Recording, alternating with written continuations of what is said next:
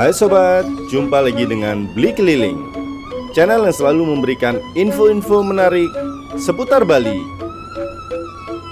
Setelah kurang lebih berkendara sekitar 2 jam dari kota Denpasar, akhirnya Bli sampai juga di daerah ini. Ini daerah yang sangat sejuk dan juga merupakan salah satu primadona pariwisata Bali. Namanya adalah Kintamani. Untuk sobat yang ke Bali, jangan melewatkan tempat ini ya sobat, karena ini adalah salah satu tempat yang wajib dikunjungi jika sobat ke Bali. Kita akan sampai di gerbang masuknya menuju ke daerah pariwisatanya. Kita berhenti sebentar. Bayar Bang ya? Bayar ya? Mana Pak? Mau ke Kintamani. Denpasar. Denpasar? Ya. Oh langsung ya? Semua Pak. Ya. Di pintu gerbang tadi Bli ditanya oleh petugasnya mau kemana. Bli jawab ke Kintamani. Dari mana? Bli jawab dari Denpasar. Dan mereka mempersilahkan Bli langsung saja masuk tanpa membeli tiket. Biasanya untuk tiket masuk wisatawan domestik adalah 25.000, sedangkan untuk wisatawan asing adalah Rp35.000 per orang. Sekarang ini kita sudah sampai di area yang namanya Penelokan. Di sebelah kanan kita ini adalah pemandangan yang sangat menakjubkan yang akan kita lihat bersama-sama nanti. Di sekitar area ini memang dilarang parkir ya sobat, jadi kita harus memarkir kendaraan di tempat yang sudah ditentukan. Kemudian kita bisa berjalan kaki menuju ke area Penelokan yang akan kita lihat nanti. Tepat di sebelah kiri kita ini adalah area parkir untuk mobil dan juga sepeda motor. Biasanya di musim liburan tempat parkir ini akan sangat penuh. Sobat akan susah mencari parkir untuk mobil ataupun sepeda motor. Di depan kita ini adalah gedung dari Pasar Seni Kintamani. Sobat bisa mencari oleh-oleh di gedung tersebut. Oh ya, di Kintamani ini ada satu yang sangat khas dan spesial, adalah anjing Kintamani. Ini adalah anakan dari anjing Kintamani yang dijual di sini. Anjing Kintamani adalah satu-satunya ras asli anjing asal Bali yang sudah diakui oleh dunia. Jika sobat ingin membeli anjing Kintamani, sobat mesti tahu ciri-ciri umumnya, yaitu bulu tebal berwarna putih, coklat, atau hitam, matanya berbentuk lonjong seperti buah almond, bola matanya berwarna coklat gelap, dan bulu matanya berwarna putih. Dari sini kita jalan kaki di trotoar ini menuju ke area Penelokan.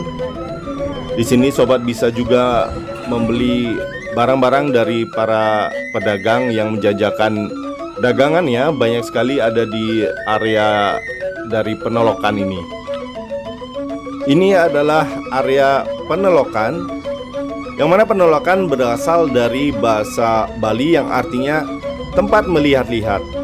Jadi dari tempat ini kita bisa melihat kawasan pegunungan yang sangat indah dan juga menakjubkan. Penelokan merupakan lokasi yang paling strategis untuk menikmati pemandangan alam di kawasan wisata Kintamani ini. Penelokan ini terletak di Desa Kedisan, Kecamatan Kintamani, Kabupaten Bangli. Ini adalah pemandangan alam yang sangat menakjubkan yang bisa kita lihat dari area Penelokan, di mana di sini terlihat Gunung Batur beserta hamparan bebatuan hitamnya dengan danau batur yang berbentuk bulan sabit berwarna biru. Sedangkan Kintamani atau Cintamani berasal dari bahasa Sanskerta yang berarti sesuatu yang dapat memberikan kebahagiaan, lahir, dan juga batin. Keindahan Kintamani pernah juga diungkapkan oleh seorang dokter muda yang berasal dari negara Jerman bernama Gregor Krause. Melalui bukunya yang berjudul Bali 1912, Krause menggambarkan Bali sebagai tempat yang memiliki eksotisme dan kekayaan alam yang luar biasa dengan pesona wanita setempat yang tidak ada tandingannya. Buku tersebut ditulis oleh Krause ketika bertugas di Bali dan ternyata tempat yang dimaksud adalah Kintamani yang merupakan wilayah pegunungan yang memiliki kehidupan penuh dengan budaya dan adat yang kental. Oleh wisatawan yang sudah pernah berkunjung ke Kintamani, mereka menyebutkan bahwa Kintamani adalah kaldera terindah di dunia. Sebentar lagi Bli akan turun menuju ke danaunya agar bisa melihat keindahannya lebih dekat lagi. Ini adalah jalan menuju ke bawah, menuju ke danaunya. Di bawah sana juga ada beberapa tempat wisata yang bagus yang sobat mesti juga harus tahu. Jalanannya lumayan bagus, mulus, namun jalanannya turun dan juga berkelok-kelok. Walaupun pemandangan di sepanjang perjalanan sangat indah, sobat wajib selalu fokus ke jalan karena jalanannya selain turunan dan juga banyak sekali terdapat belokan-belokan yang tajam. Jika kita kurang berhati-hati, dapat menyebabkan terjadi kecelakaan. Di sini juga sudah banyak terdapat kafe-kafe, restoran, dan juga ada hotel. Jadi sobat tidak usah khawatir, ada tempat untuk bermalam di sekitar area Kintamani ini. Dan juga untuk sobat yang membawa kendaraan, di bawah sini juga ada Pertamini yang menjual hanya Pertamax saja. Jadi tidak ada bahan bakar Pertalite, premium ataupun solar di sini ya sobat. Jika sobat kendaraannya memakai bahan bakar solar, mesti diisi dulu di atas ya sebelum turun ke sini. Di depan kita pertigaan, jika ke kiri adalah ke arah Toyo Bungkah. Kita juga akan mengunjungi tempat itu sebentar lagi, namun kita akan belok kanan dulu menuju ke Dermaga Kedisan. Kita lihat suasana di dermaganya. Itu adalah dermaga penting untuk menghubungkan antara Kintamani dengan daerah Desa Trunyan. Oke, kita masuk dulu ke area pelabuhannya atau dermaganya. Ini bukan dermaga besar ya sobat.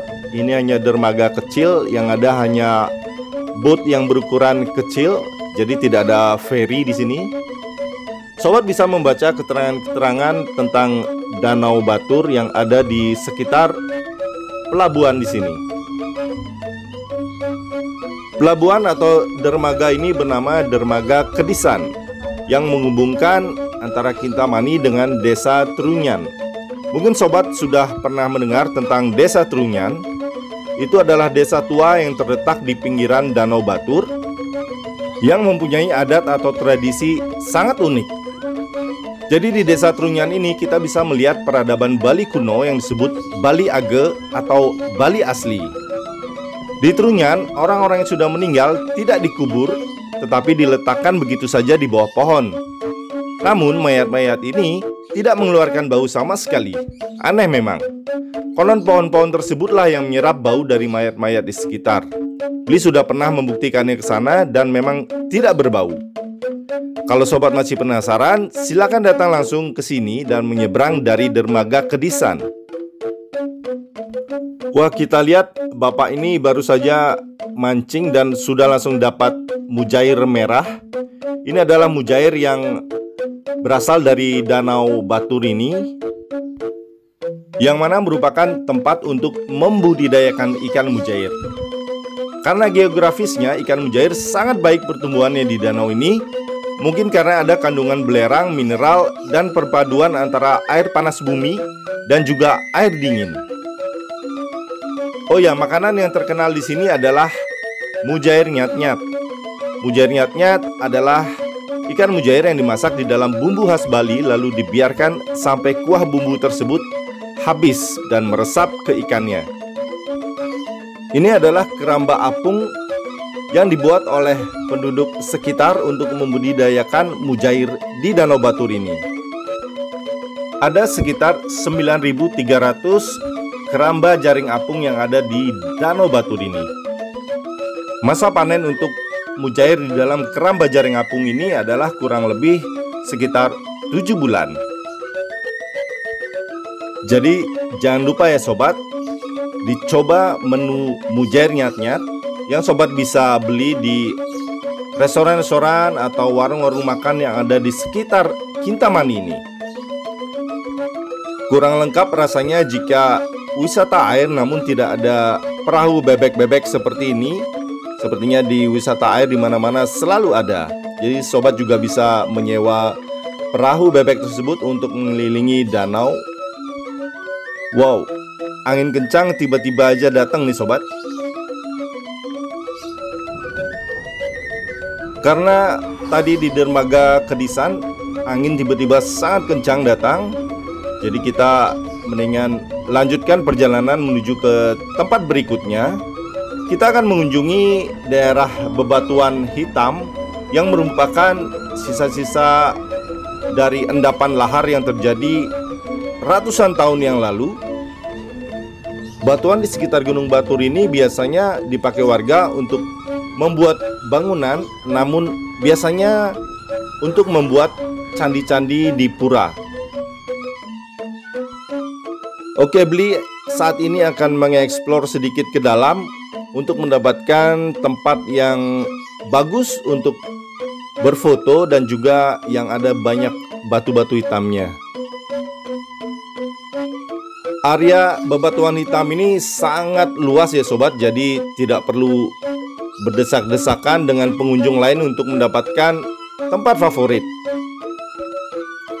Sobat hanya perlu mengeksplor lebih dalam lagi untuk mendapatkan spot yang terbaik yang sobat inginkan.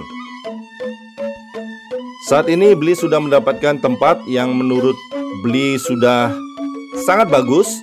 Jadi di sini untuk berfoto dan juga menerbangkan drone cukup bagus dan juga aman menurut Bli. Dari sini kita bisa melihat Gunung Batur yang terlihat cukup dekat, namun itu memang masih sangat jauh ya sobat.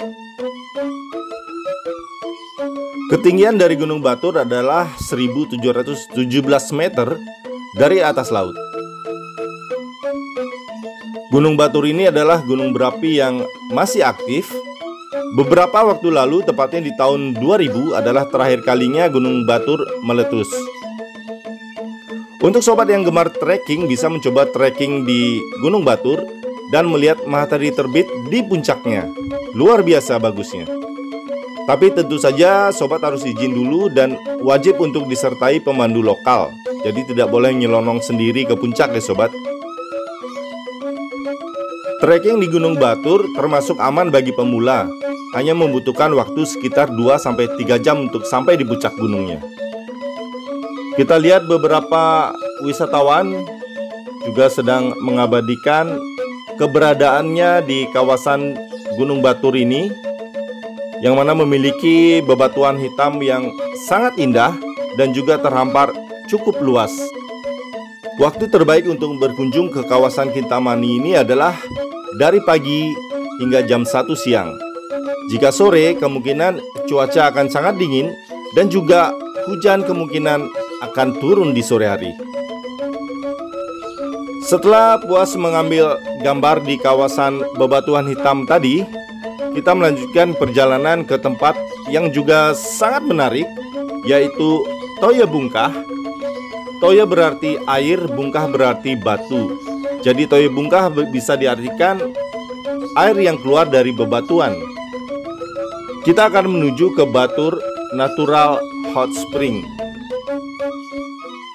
Toya Bungkah merupakan pemandian air panas yang merupakan salah satu objek wisata yang cukup populer di Kintamani.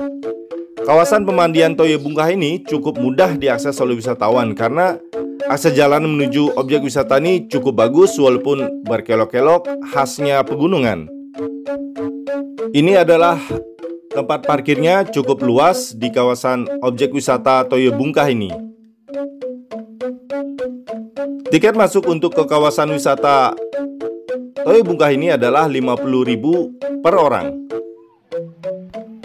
Ini adalah kolam-kolam air panas yang panasnya kurang lebih 38 sampai 39 derajat Celcius.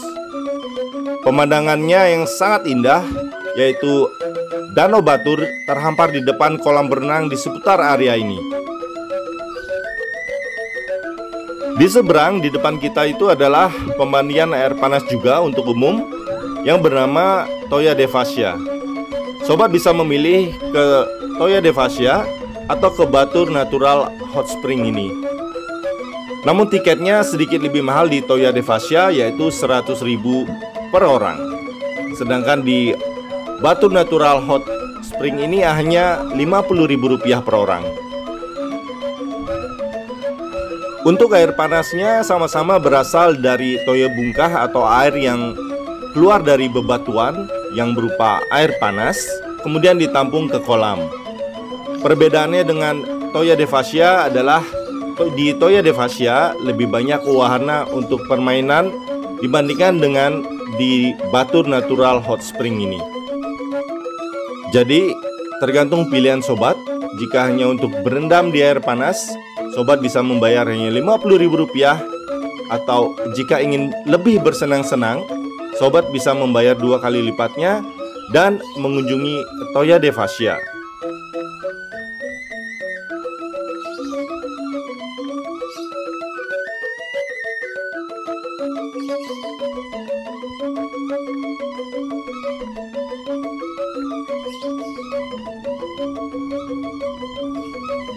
Karena waktu sudah sore, Bli akan balik lagi menuju ke Denpasar. Untuk sobat yang mencari objek wisata lain di sekitar Kintamani, boleh mengunjungi Desa Penglipuran, yaitu desa terbersih di dunia, yang sobat bisa lihat linknya ada di atas ya.